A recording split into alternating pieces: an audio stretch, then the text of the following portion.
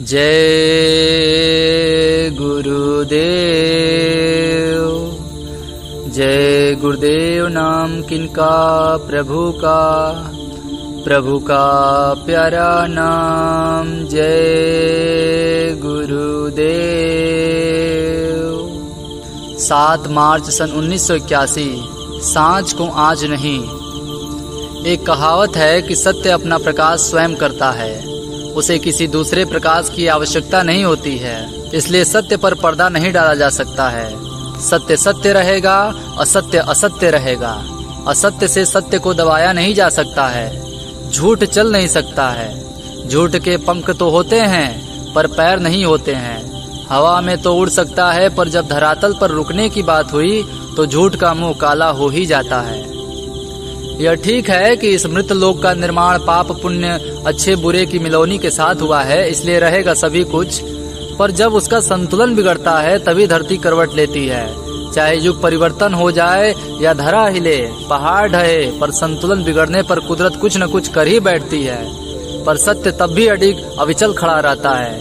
यही कारण है कि कितने उलटफेर हुए इस धरती पर। उन सत्य पुरुषों की, तपस्वियों की, साधु संतों फकीरों की सच्चाई आज तक जीवित है।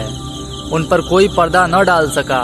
उनके ज्ञान पर, उनके चरित्र पर, उनके त्याग और तपस्या पर, उनकी वाणी पर कोई आँच न आ सकी। आज भी उनका आदर्श, उनकी वाणी मानव जाति की धरोहर, मानवता की रक्षा कर रही है। उनका ज्ञान, उनका बोध आज भी पीढ़ी दर पीढ़ी मानव आत्माओं का कल्याण कर रहा है, जगा रहा है और परमात्मा का परिचय देता चला आ रहा है।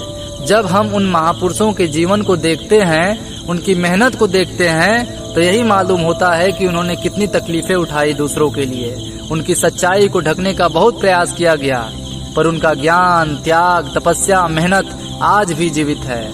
कोई आवरण उनको ढक न सका। महात्मा गांधी ने देश को स्वतंत्र करने में जीवन लगा दिया।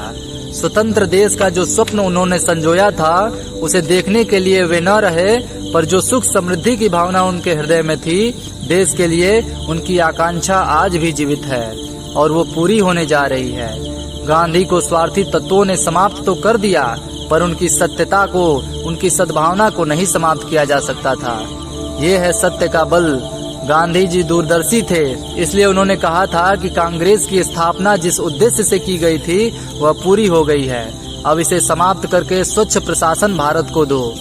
किंतु उनकी दूरदर्शी आवाज को अदूरदर्शियों ने दबा दिया। उनके साथ ही उनके सिद्धांतों को भी फूंक दिया। बाबा जी ने जन्म दिया दूरदर्शी। दूरदर्शी गांधी के स्वप्नों को साकार करेंगे। बाबा जी के दूरदर्शी के पीछे आध्यात्मिक बल है, ईश्वरीय सत्ता का हाथ है। अतः यहाँ पर अदूरदर्शी लोगों की चालें सफल नहीं हो सकेंगी। अदूरदर्शियों की घुसपैठ तो हो सकती है, पर वे चल नहीं सकेंगे।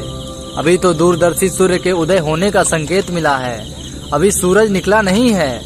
इसलिए अदूरदर्शी लोगों के पंख फड़फड़ा सकते हैं, वे हाथ पांव मारने की कोशिश कर सकते हैं, किंतु चल नहीं पाएंगे। कानों के कच्चे और बुद्धि के ओछे दूरदर्शी नहीं होते हैं। दूरदर्शी वो हैं जो अच्छे बुरे की, हित अनहित की पहचान कर सकते हैं। बुद्धि किसी के हाथ बेच नहीं देते हैं। ये दूरदर्शिता नहीं है कि किसी ने कह दिया कि कौवा कान ले गया तो दौड़ पड़े कौवे के पीछे, ये न देखा कि कान है कि नहीं। दूरदर्शी वो है जो काम के समय पर काम करके दिखा देते हैं। काम के समय पर व्यवधान उपस्थित कर देना, आपस में मनमुटाव पैदा करा देना, झूठी सच्ची बातें उड़ा देना, यह दूरदर्शी का काम नहीं है। अगर कोरे भाषणों से देश समृद्ध हो सका होता तो आज भारत विश्व का सबसे समृद्ध देश हो गया होता। लोकतंत्र भारत में 30-32 वर्षों से जितने भाषणों के पुलाव बांटे गए, उतने किसी युग में नहीं बटे थे।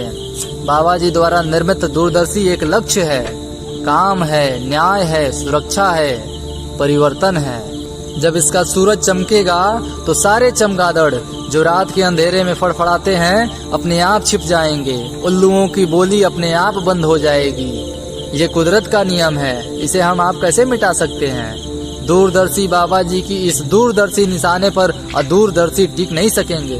दूरदर्शी के सत्य पर कोई धब्बा, कोई आँच आ नहीं सकती है। जय गुरुदेव।